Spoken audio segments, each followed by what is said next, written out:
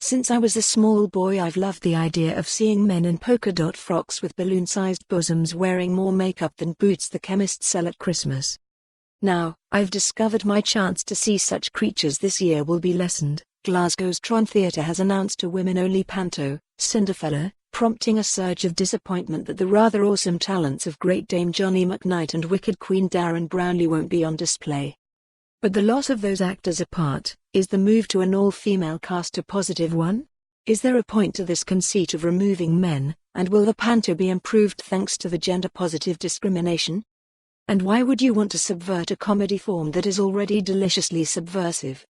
Panto has long been a wonderful world of gender fluidity. Men have long played women, women have played Peter Pans and principal boys who fall in love with women. The blurring of sexual demarcation lines has long offered young eyes, often visiting a theatre for the first time, the awareness that anybody can play anybody who can fall in love with anyone. Yet, if males are removed from the lineup, the fear is Panto becomes less about the battle between good versus evil, about love conquering all, and more about tick-box sexual politics. Panto queen Elaine C. Smith, however, reckons the removal of the Y chromosome from the lineup to be immensely positive, considering the only picture for a century or more has been of men, with a couple of exceptional women, in Panto. Then it's a great way to balance things. Edinburgh is all male as ever, Aberdeen, again men-led, and across the UK not much has changed. It's generally men who are musical directors, and writing, directing and designing Pantos. It's perhaps no surprise the progressive Tron Theatre has moved in this direction. Writer-director-performer Johnny McKnight's previous Panto Mother Goose featured a same-sex love story, and it was not only appropriate for the times, it was a very funny Panto.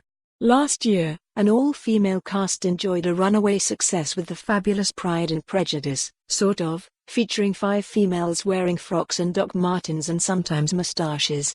Yet, Austen's story was one of the battle of the sexes, exploring the very different sensibilities. And the Tron conceit of a woman, for example, playing a wet-shirted, stuff-shirted Darcy, offered huge comedic value. But Panto isn't nearly so complex. What we all want is Aladdin to get the better of Abanazar and get off with the princess, or prince, or for Cinders to show her sisters there's no point in cutting off your toes to spite your face. Yet, there's another question thrown up by the move to remove men. If male actors don't get the chance to play uglies, is this a de facto political statement saying it's now wrong to laugh at? For more on this story, visit the news article link.